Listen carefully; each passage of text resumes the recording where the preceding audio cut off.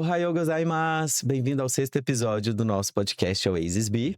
Para quem não entendeu o que eu falei agora no começo, eu falei bom dia em japonês, porque o nosso episódio de hoje é sobre o Japão. Eu sou o Nando. Konnichiwa! E eu sou a Lari. E hoje a gente vai explorar a Terra do Sol Nascente.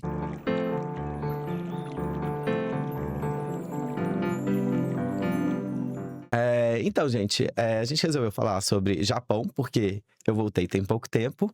Lari foi, mas já tem uma visão de um tempo atrás, de uns 10 anos. Foi uns 10 anos você foi, né? Foi, o Nando ele foi agora em novembro, né? Outubro, novembro. Outubro, novembro. E eu fui tem 12 anos. Então a gente tá com duas visões de Japão, assim, até um pouco diferente, né? Apesar que o Japão tem milhares de anos e continua aí firme e forte. Gente, Japão deu um boom muito grande, né, recentemente. Muito grande, principalmente depois da pandemia. E eu acho que isso se deve, assim, a uma junção de fatores, né? Então, por exemplo, o iene perdeu um pouco o peso, né? A moeda Ele foi desvalorizado. Ele foi desvalorizado, exatamente. Também a isenção de visto para brasileiro. Quando eu fui, a gente tinha que preencher páginas e mais páginas. Eu lembro que era muito complicado, né? Muito burocrático. Exato, isso é burocrático. Você tinha que deixar 30 dias do passaporte. Exatamente, você tinha que deixar, você mandava as páginas, tirava um monte de foto. Era tipo 10 páginas para preencher, assim, era uma coisa absurda, né? E também agora o Japão, assim, ele entrou na wishlist mundial, né? Tá todo mundo indo, todo mundo falando. Ano passado foi o destino que lá na agência, por exemplo, a gente mais vendeu. E esse ano, assim, acredito que vai continuar com essa alta, né? Japão entrou no nosso top 5 lá também. Então. Mas Japão é uma viagem que muda a gente, né? Eu voltei do Japão, assim, repensando muita coisa, né? E Japão entrega, né, gente? Segurança, entrega um transporte público incrível, né? Super pontual. Eu fui pegar o Shinkansen de Kyoto para Tóquio. Shinkansen é o trem-bala. Desculpa, gente, é que a gente vai Porque ele já tá japonês, já tá orientado. Eu fui pegar o trem-bala de Kyoto para Tóquio e tinha de 15 em 15 minutos. E você compra na hora, tranquilo. E eu lembro muito que é uma coisa que, assim, se o trem tá marcado para sair, assim, 2:03, ele vai sair às 2:03. Tinha muito número quebrado, 18, 23, 25. E eles saem pontualmente no horário que estava falando lá, né? Com certeza. E eu acho que uma das coisas também que possibilitou um pouco mais a visita ao Japão, antes tinha muita questão de barreira da língua. E hoje a tecnologia ajuda muito, né? Então, por exemplo, quando eu fui, a gente nos hotéis recebia o cartão do hotel que estava escrito atrás em japonês: por favor, me leve de volta para esse endereço. Então, quando você ia sair de táxi, por exemplo, o concierge do hotel chamava o táxi. Na hora de voltar, você fazia o sinal do táxi e entregava o cartão para o cara te levar de volta. Hoje em dia, o Google Maps funciona muito bem. Não, o Google Tradutor. Google Tradutor, exato. O Google Tradutor o tempo todo. Eu lembro que nós chegamos, pegamos um trem de Haneda até uma estação principal e depois eu fui pegar um táxi. Na hora eu mostrei lá, tipo, por favor, me leve ao hotel tal. Aí a pessoa olhou e falou um negócio, arigatou gozaimasu. Porque tem muita gente que não fala inglês lá ainda. Então, realmente existe essa barreira da língua, mas que atualmente ela pode ser ultrapassada muito facilmente com a tecnologia, né? O Google Maps lá no Japão, que eu acho muito incrível, é quando você... eu quero ir de um lugar para um lugar tal. E aí no Google Maps ele fala, entra na avenida tal, na estação, aí pega o metrô linha tal e pega a saída 3A e ande 50 metros. Gente, e é exatamente isso. Você pega a saída 3A e é tudo numerado. E aí quando você tá dentro do metrô, tem umas televisões de LED em cima da porta que mostra pra você onde que tem as escadas rolantes, onde que tem um elevador ali na saída da estação. E para qual lado que você tem que ir, se você quer pegar a saída 7, aí se você vai para a esquerda ou para a direita. Então é tudo muito bem informado, né? E esse episódio a gente resolveu dividir assim, como tem bastante conteúdo, né? A gente resolveu primeiro falar sobre a cultura japonesa, falar algumas curiosidades sobre a parte cultural e depois a gente vai entrar nas cidades, onde o nosso expert aqui, Nando, que visitou 947 mil hotéis nas férias dele. Então... Mas valeu a pena, foram hotéis lindos que eu visitei. Exato, aí ele vai contar um pouco dessa parte hoteleira pra gente, né? Eu acho que não tem como a gente iniciar iniciar a parte cultural do Japão sem a gente falar da religião. Sim. Para quem não sabe, o Japão tem a religião shintoísta e budista, né? São as duas maiores religiões do Japão. E o conceito dessas duas religiões é muito voltada para dentro, né? De autoconhecimento, de preservação da sua vida, de você se conhecer e você se respeitar. E a partir disso, você respeitar o próximo. E isso reflete muito no dia a dia, né? O japonês, ele é extremamente educado, ele não fala alto.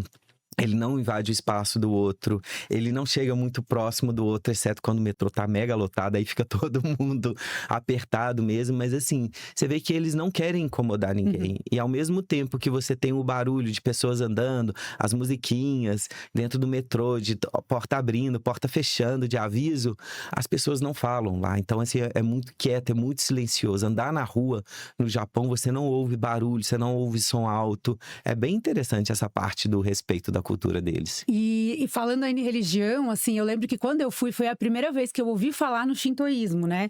E aí eu fui atrás de descobrir um pouco mais sobre essa religião. E é bem bacana porque é uma religião também bastante voltada para a natureza. Então eles acreditam que os espíritos, eles estão nas coisas da natureza, estão nas árvores, nos rios, essas coisas todas. Então, os templos shintoístas, eles estão sempre inseridos num contexto com uma natureza, assim, exuberante, sabe? Então, mesmo em Tóquio, que é uma cidade completamente cosmopolita, eles têm uns templos que estão rodeados de natureza, rodeados de árvores, enfim, que são muito bonitos.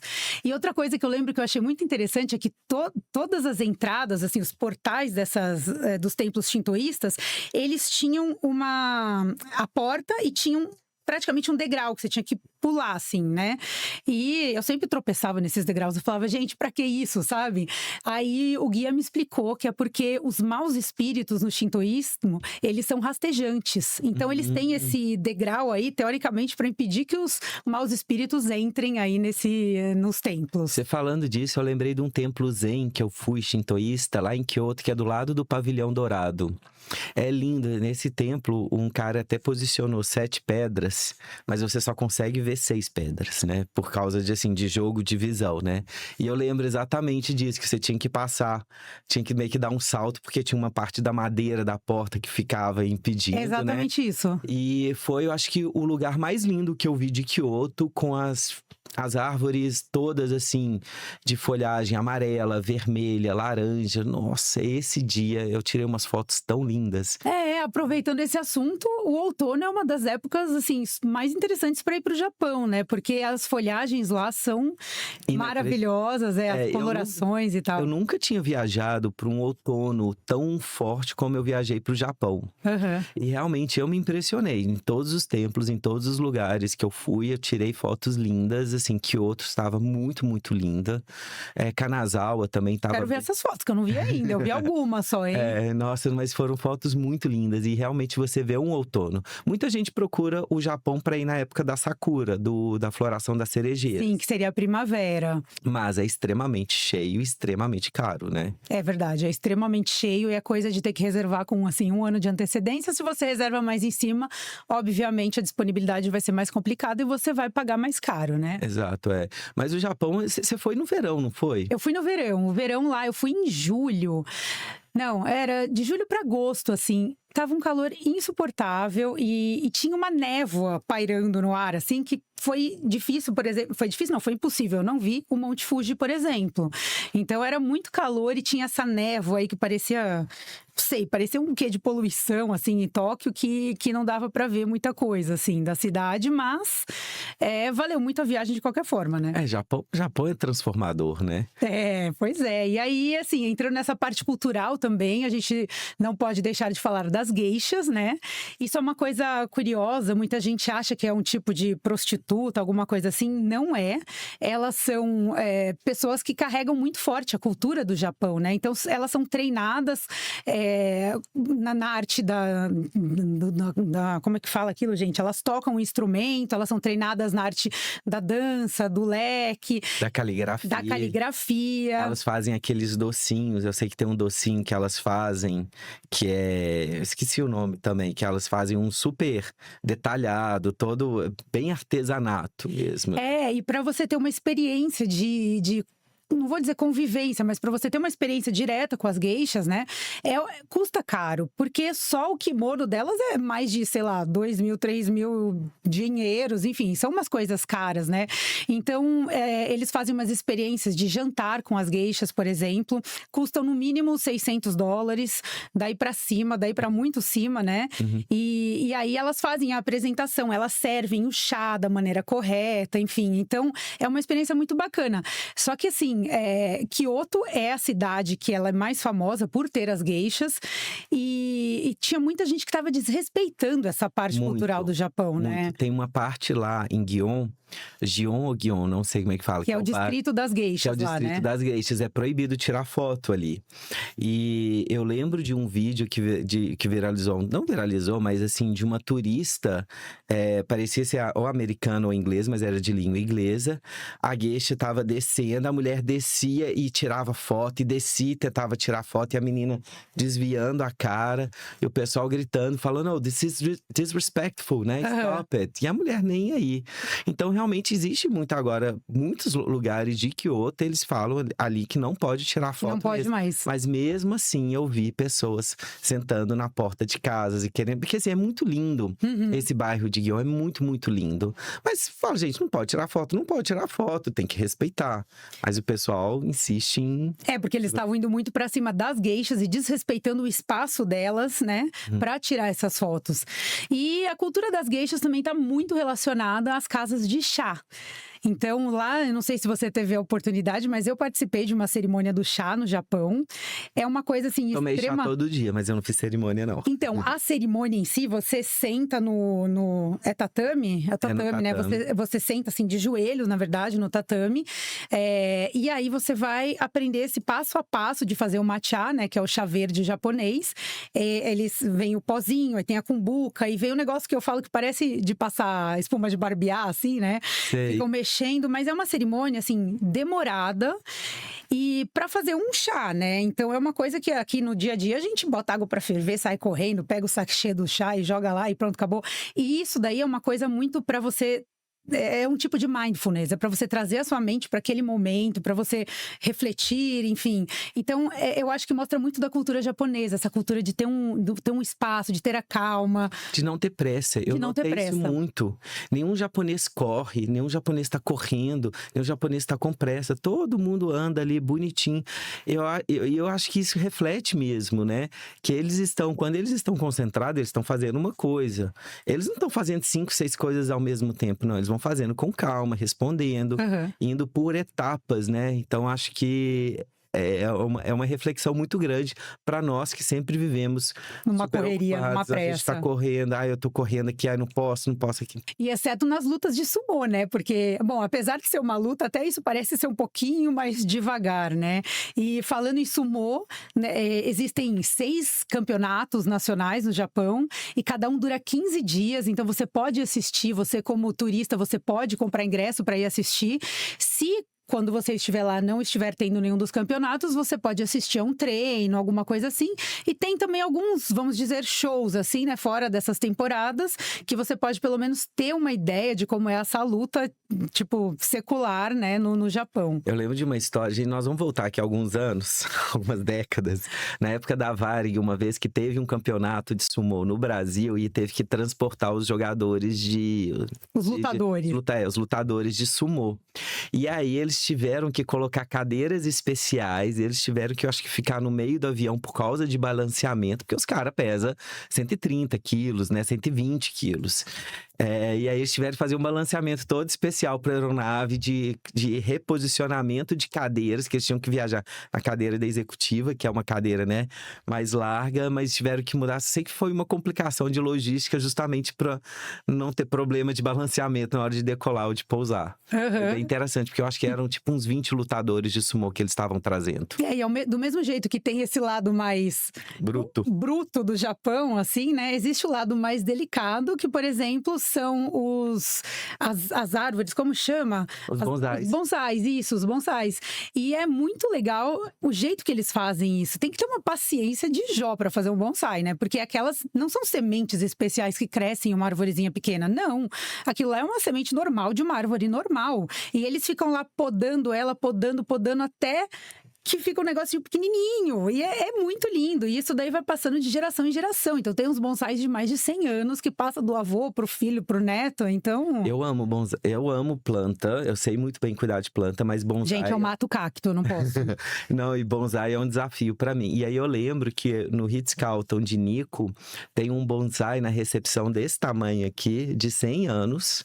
E no Hotel Janu de Tóquio, que é da rede Aman, tem vários bonsais espalhados com no mínimo 30, 40 anos de idade desse tamanho Como aqui. que cuida de tudo isso, gente? Ai, gente, eu não sei, mas é lindo demais, gente. É muito lindo os bonsais. E puxando pro lado de bonsai, né, a gente tem a arte do Ikebana, né? Que são os arranjos florais, que eu acho super bacana. E são os arranjos bem minimalistas, né? Eles trabalham bastante com alturas diferentes de plantas, a estética bem diferente. Se vocês colocarem aí no Google, vocês vão ver. A gente pode até deixar aí também uma imagem no nosso Instagram. Mas assim, ela tá muito ela tá muito ligada, essa arte está muito ligada também com o budismo, então... Porque eles começaram fazendo esses arranjos há mais de 600 anos para justamente deixar nos templos. Então, como forma aí de oferenda, enfim, de embelezar ainda mais os templos, né? Além do Ikebana, sabe qual que eu lembrei também? Os origamis. Ah, é verdade! A gente esqueceu dos origamis. Gente, eu tava lembrando dos origamis, que realmente é uma arte, porque a papelaria também é muito forte.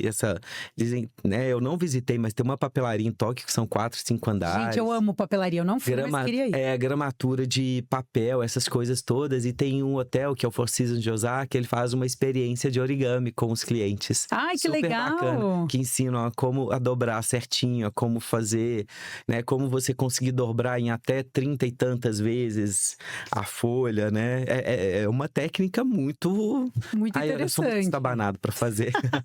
Eu já gosto, isso daí eu acho que eu me daria bem. E essas aulas que eles oferecem também, eu sei que tem aulas de caligrafia. Tem em alguns hotéis e tem também nos templos, né? A arte da caligrafia japonesa, ela é como uma forma de meditação, porque você tem que acompanhar bem certinho lá com o pincel e tal. Então, quando isso é oferecido nos templos, você tem que marcar horário e tal. Os mestres calígrafos, eles são monges, né? Então, eles são monges que vão lá, ali treinar a sua paciência. Gente, viajar pro Japão é tudo um teste de paciência. Eu que sou uma pessoa ansiosa, eu acho que eu tô precisando passar um ano lá no Japão pra dar uma baixada, dar né? uma baixada. Nossa, gente. Mas o Japão, eu voltei depois do Japão muito repensando nisso, sobre essa coisa de pressa. Que lá eles fazem tudo no tempo deles, gente. Não tem dessa de apressar, não. Emergência pra eles é hospital, é você no hospital. Fora isso, nada é emergência. Nada é emergência. E ainda tem os onsen pra relaxar depois, né? Os onsen são as fontes termais. Eu amei. Eu fui no Ritz-Carlton de Nico, que tem uma onsen que é uma onsen natural. Você tem até aquele cheiro de enxofre, né? Que você vê que não é artificial.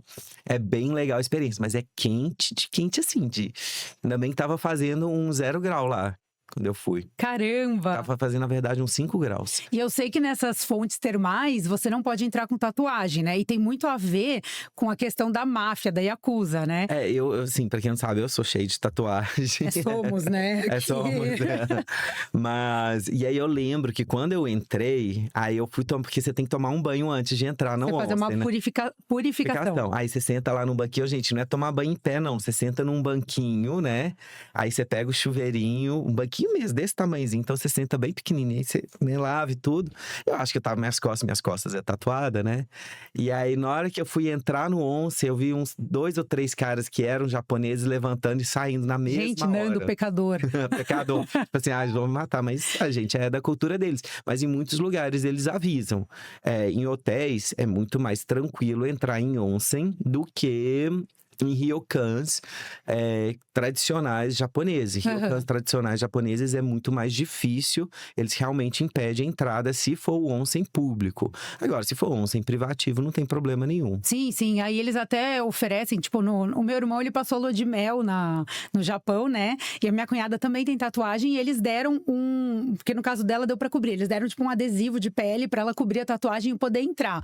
Mas realmente não é uma coisa muito bem quista nesses locais específicos. Não é que você tem tatuagem, você vai ser mal visto no Japão, não. Mas pra entrar nos onsens especificamente é um pouco mais complicado. Eu só se colocar uma faixa de múmia. De múmia. Aí eu poder... Mas eu acho que outra coisa também que é uma coisa cultural do Japão que eu achei super bacana foram os cosplays. Ah, sim! Eu vi em Shinjuku. Em Harajuku também. Harajuku, Shinjuku, gente, você vê aqui. São bairros de Tóquio, tá? São bairros de Tóquio que o pessoal, até em Dotonbori, em Osaka, eu vi também algumas meninas assim. Que tem, eu acho que essa é uma cultura muito grande deles, né? De você se vestir como é que chama, né? São personagens. Cosplay é de costume play. Então, você brincar com fantasias, né? Então, personagens de filme, de mangás, de desenhos. E eu acho isso muito legal, porque é um contraste muito grande com o minimalismo japonês. Então, você tem, por um lado, aquela coisa assim, o branco, a calma, a tranquilidade. E, de repente, aquele colorido, aquela gritaria, aquele negócio todo, né, trabalhado nessa fantasia. O japonês, ele é muito monocromático. Ele usa somente preto, branco ou cinza. Você não vê coisas coloridas, você não vê as pessoas com cores, o que remete um pouco no minimalismo da decoração deles, né? O minimalismo é muito presente no Japão o tempo todo. Você vê até em lojas, em vitrines. Hoje não mais com as lojas, com as marcas ocidentais, mas nos hotéis. Nos hotéis você vê muito minimalismo, né? Não sei se você lembra no dia a dia. Então isso reflete acho que para não ter muita cor, não ter muita coisa na frente, não ter muita coisa em cima, né? Então eu li em algum lugar sobre isso que o excesso desvia a sua energia. Então você, assim, para você ter uma energia melhor, você não pode estar no excesso. Olha, eu não sabia Você tem que ter você tem que focar a sua atenção para as coisas que estão ali. Você não precisa ter muito, porque senão você fica desfocado. Você vira a gente aqui em São Paulo.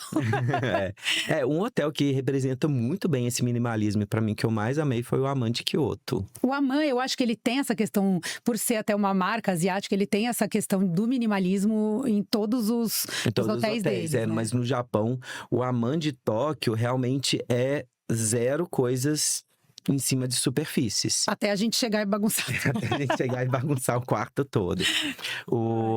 Mas o minimalismo, e aí eu visitando os hotéis que eu fiquei, os hotéis que eu conheci, realmente você vê um reflexo muito grande isso na decoração. Ao contrário do que a gente vê muito na Europa, de decorações clássicas, rebuscados, no Japão não tem isso.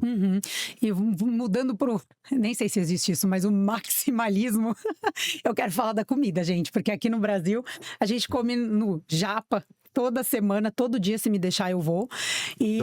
Dois, né? E assim, era uma coisa que eu achava, eu não sabia muito bem o que esperar quando eu fui pra lá, né? O Japão tem uma concentração de restaurantes Michelin enorme, assim, uma das maiores do mundo, né? E o sushi, o sashimi lá é bem diferente, assim, tudo parece muito fresco, eles têm as técnicas específicas, né? E assim, gente, cream cheese, goiabada, maracujá, não existe. Imagina, nunca, eles matam a gente souberem disso. Eu lembro que uma vez eu tava jantando num restaurante, aí eu tava comentando com o pessoal lá falava em inglês, né? Que era um pessoal em Kyoto. Na verdade, era um restaurante de 2 meninos e a mãe que falava inglês, os 2 meninos não falavam. E a mãe ficou traduzindo com a gente, só tava eu e meu amigo.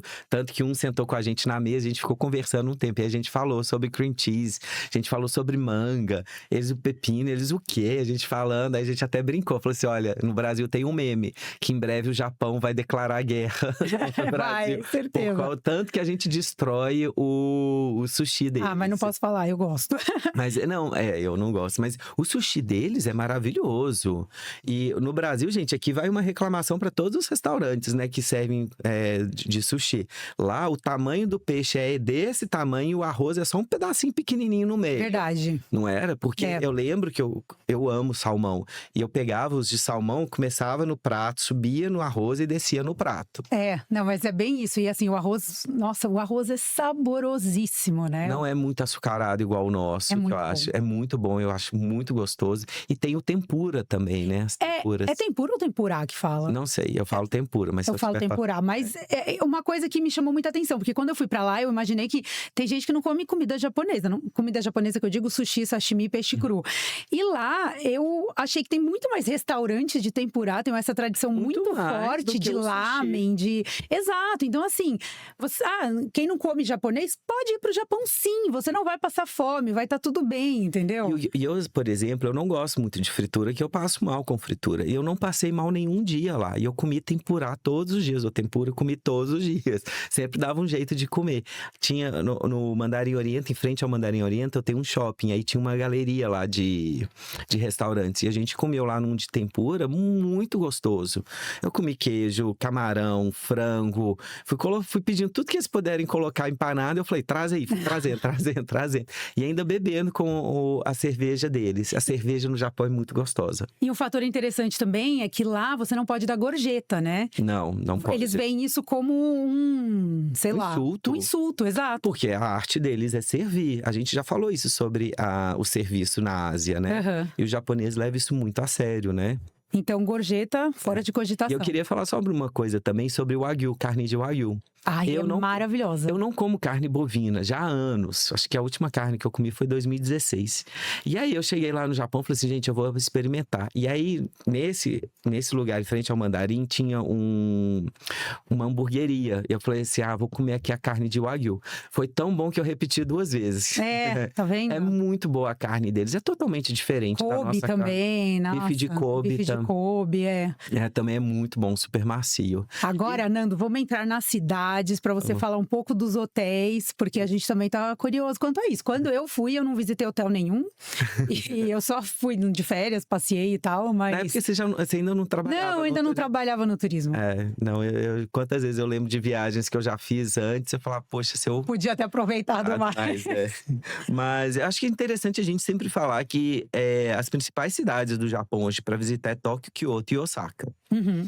Eu amei Kyoto. Linda, linda, linda. Eu conheço gente que não gosta muito de Kyoto. Não tem como não gostar, eu acho. Kyoto é a cidade dos 1.600… Tem mais de 1.600 templos. É lindo, mas é linda demais Kyoto. É muito gostosa andar por Kyoto. Não tem prédio alto. São prédios só de 3, 4 andares. 5 andares, eu acho. Então, assim, você não vai ver igual Tóquio, que tem arranha-céu. Osaka, ali no centro de Osaka também é super, né? Um prédio mais alto do que o outro. Em Kyoto não tem isso. Então você consegue ter uma vista muito grande se você sobe num terraço ou no 5º andar de algum prédio, né? Digamos que é o último, você tem uma visão muito linda da cidade. Quando eu fui, a gente começou por Tóquio. E a minha impressão de Tóquio é uma Nova York da Ásia, só que mais limpa, mais muito educada. Muito mais Mas eu digo Nova York assim no sentido de prédios enormes, Então, assim, porque Tóquio sofreu muito com as 2 guerras, com terremoto, com mais um monte de coisa. Então, ela foi reconstruída milhares de vezes. Então, assim, hoje em dia ela é super moderna. É difícil até você achar um prédio, alguma coisinha lá, uma construção que te fale, poxa, estou no Japão, né? Agora, quando você vai para Kyoto, você faz o passeio, por exemplo, de um dia para Nara, que é uma cidade lá perto, onde tem o templo dos viadinhos, que você pode fazer carinho, enfim. E que agora eles estão muito ariscos, viu?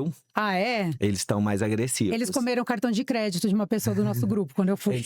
Eu vi um rasgando a sacola pra de um comer, casal. eles estão passando fome, coitado. Porque o que aconteceu? Gente, só pra explicar. Nara é a cidade onde os viados… Existe uma história que eles são sagrados por causa eles podem andar livremente por lá. Ali no parque. E aí, começou as pessoas comprarem uns biscoitos, que é específico pra eles. Então, eles pararam de comer grama. e eles ficam esperando turistas. Então, se o turista chega com alguma coisa na mão, eles já acham que para biscoito aí já vem um monte assim. E se você não der, um me mordeu assim, só acho que eu tava de calça jeans, um me mordeu assim. Ai, mas eles são tão fofos. Não são tão fofos assim, não. Eu tava vendo lá, eles já estão mais agressivos. Tipo assim, me dá esse biscoito, me dá. Né? Mas é linda a cidade. E essas duas cidades, eu acho que são muito a cara do Japão, assim, né? Agora, me falaram que em Hiroshima tem um parque com os veados e eles são muito mais tranquilos. Eles ainda comem grama. Ainda comem grama, né? Mas assim, vamos lá, Tóquio. Gente, não tem como não amar Tóquio, né? O que eu amei em Tóquio foram os hotéis que estão no 40º andar. Que é o caso do Mandarim, o Aman, o Bulgari também. Eles ficam, tipo assim, do 30º tanto pra cima. Pra cima. Né? Então, esse é super bacana, que você tem uma vista linda. Eu, por exemplo, no Mandarim… Gente, amei Mandarim, tá? Muitos corações para esse hotel.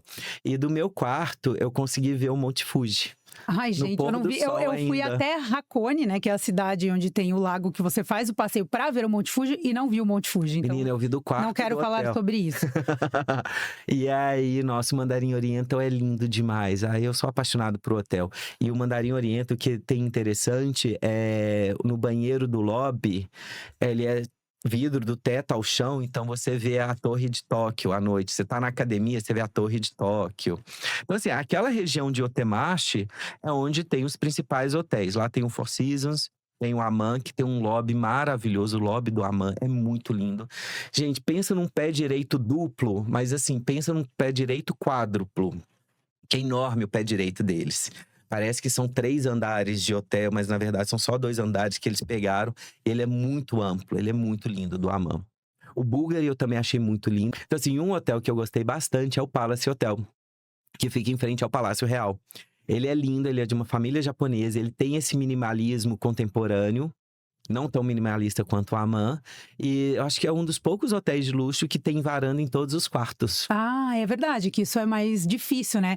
E eu lembro que uma coisa interessante que o guia me falou quando eu tava lá, que em Tóquio, os prédios são construídos com um espaço assim entre eles, e com a maioria deles, todos, eu acho, tem algumas janelas com um X vermelho. Isso daí é feito por causa de terremotos. Eles já são construídos de uma forma que eles podem dar uma chacoalhada e que tá tudo bem, ele não vai cair. E essas janelas vermelhas são em caso de incêndio ou até mesmo de terremoto, alguma coisa assim, são janelas mais fáceis de quebrar, que aí o bombeiro consegue subir, quebrar, entrar e salvar as pessoas. Então, eles pensam em tudo, né? Também já passaram por tanta coisa. Então, e aí tem alguns hotéis em que os vidros, quando é prédio pequeno, por exemplo, o Fochon, em Kyoto, a gente já vai falar dele, mas a janela tem uns riscos no vidro, né? Em caso de terremoto, esses riscos, eles não estilhaçam, o vidro não estilhaça, ele quebra e fica entre ele. Olha, tá vendo? Pensam em tudo. E uma coisa, eu sei que a gente falou dos hotéis, assim, uma coisa que eu quero comentar de Tóquio, gente, eu amo Estúdio Ghibli. Estúdio Ghibli, pra quem não conhece, eles têm uns desenhos animados japoneses e todos eles têm alguma história, assim, muito profunda, muito bonita. E eles abriram um museu em Tóquio, né? Só que é um museu super pequeno e ele é um pouco difícil de visitar, porque eles abrem as vendas exatamente um mês antes da data que você pretende visitar e acaba muito rápido. Então, você tem que entrar lá e comprar rapidinho, ou comprar com uma agência, enfim, mas é uma coisa muito rápida para fazer essa visita. Eu sei o bairro que ele fica perto do Team Labs, do novo, né? Eu não sei, mas esse é outro lugar que eu quero muito ir. Eu fui em 2 Team Labs, eu fui no de Kyoto e no de Tóquio. Só um parênteses aqui, o Team Labs, eles são eles são um grupo de arte visual, arte tecnológica, é o maior grupo de arte visual do mundo, assim, tipo, é muito legal, eles fazem umas coisas muito loucas. Então, aí eu fui no Team Labs, que é o Borderless, que vai fechar em Tóquio, e tem um outro. E esse outro, próximo dele, eu visitei 2 hotéis lindos, que é o Janu, que é da rede Aman. Janu, super legal. Que são os bonsais lindos, mas assim, aí diferente de Otemachi, que que os hotéis, né, ficam no 40º andar, já nessa região de Kitoranomon, por exemplo, eu visitei o The Edition, que é muito lindo, decoração também minimalista. E eles ficam mais baixos, né? Mais baixos, eles vão até o 30º, até o 20º andar. O Janu, por exemplo, ele começa no 5º andar e vai até, eu acho que o 18º, alguma coisa assim. Sim. E eles vão de frente para tem uma torre de Tóquio lá. Muito linda, bem legal. E esse bairro, eu super gostei. Falei assim, gente, porque todo mundo quer ficar em Ginza, todo mundo quer ficar em Otemachi. E esse bairro, eu achei um bairro muito mais, assim, de upscale. Você vê que que é um bairro mais rico, mais bem estruturado, com muito restaurante e muita loja de grife. É onde tem o novo Team Labs. Que ele parece com o Team Labs de Kyoto. E bom, continuando esse roteiro, falando em Kyoto, né? Você pega o trem-bala aí de Tóquio. 2 horas, pode você tá descer em para Kyoto. A gente já falou de Kyoto aqui, né? Mas nesse meio do caminho, entre Tóquio e Kyoto, você pode parar em Hakone. Que Hakone é a cidade conhecida onsens. pelos onsens, pelas fontes termais. Eles têm um lago também que você faz o passeio de barco até dá para ver o Monte Fuji, né? Ou não, né? Ou não, ou você vai até lá e não vê, né, Larissa?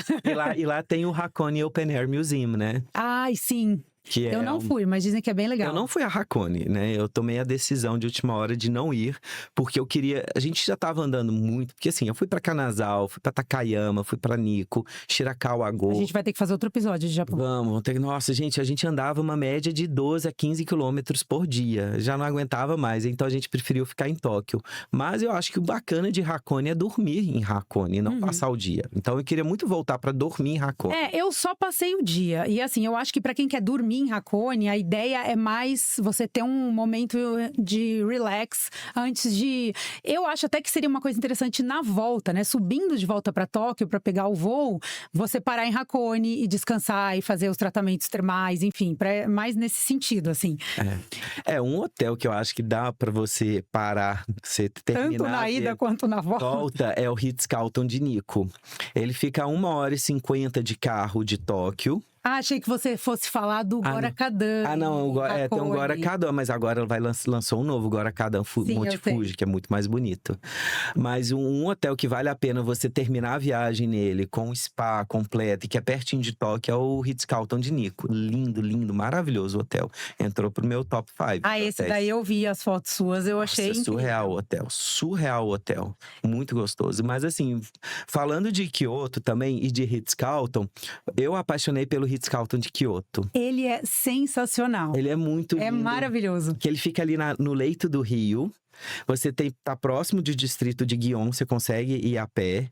Se você ir um pouquinho mais ao sul, você tá ali na rua de compras, aquela rua que tem só de restaurantes, onde tem shopping, super bem localizado, mas ao mesmo tempo você não tá no meio da confusão de turistas.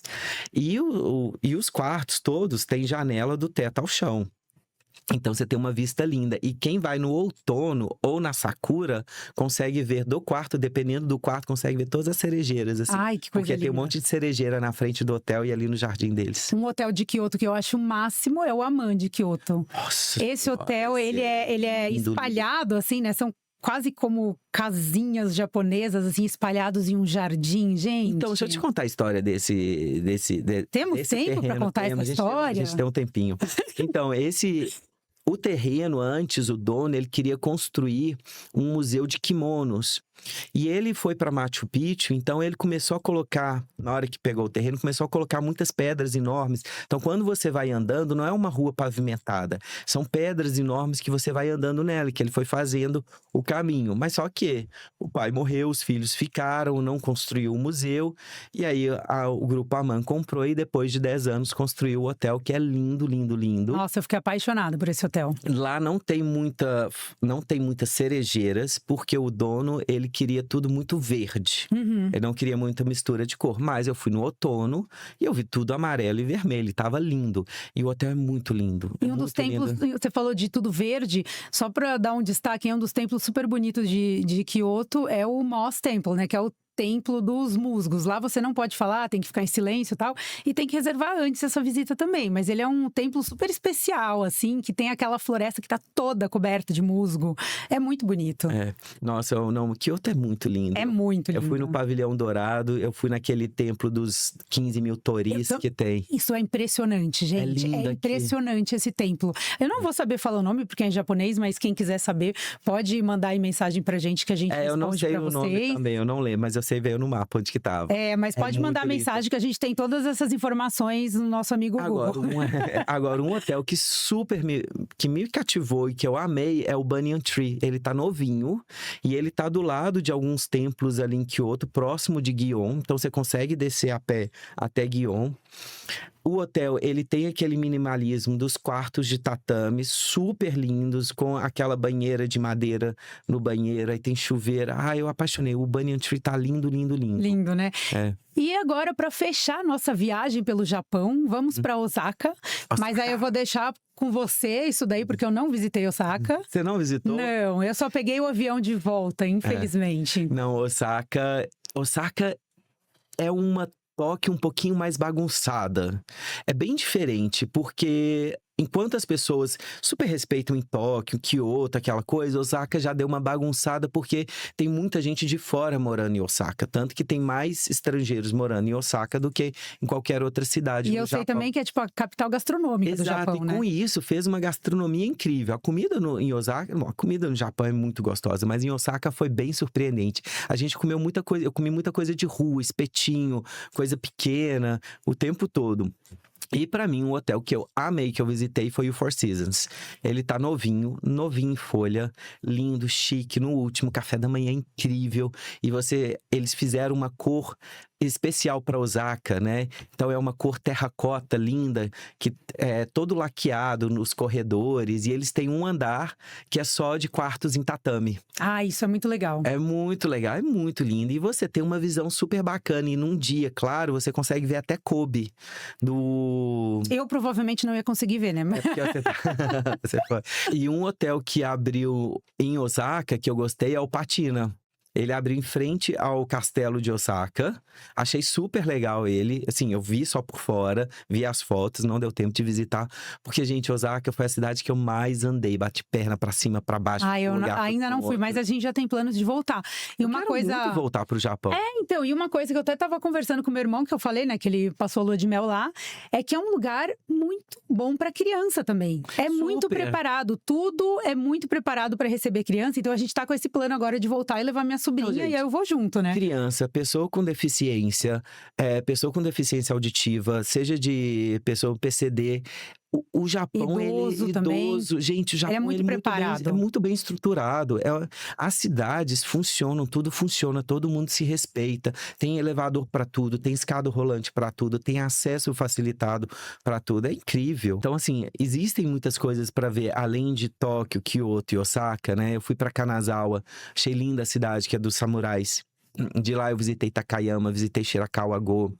Também fui para Nara, Hiroshima, que eu amei Hiroshima, achei super bacana. Me falaram de Nagoya, fiquei com vontade de ir para Nagoya. Que tem um museu, né, a céu aberto, que é bem famoso. Aí tem um castelo de Shijo, que é ao sul de Osaka, que também valeria a pena ir. Tem também a ilha de Okinawa. A ilha de Okinawa é super bacana pra ir. A ilha de Okinawa é onde tem aquelas senhoras mergulhadoras. As senhoras que mergulham, assim, livre... De apneia, né? De apneia, pra pegar as pérolas, né?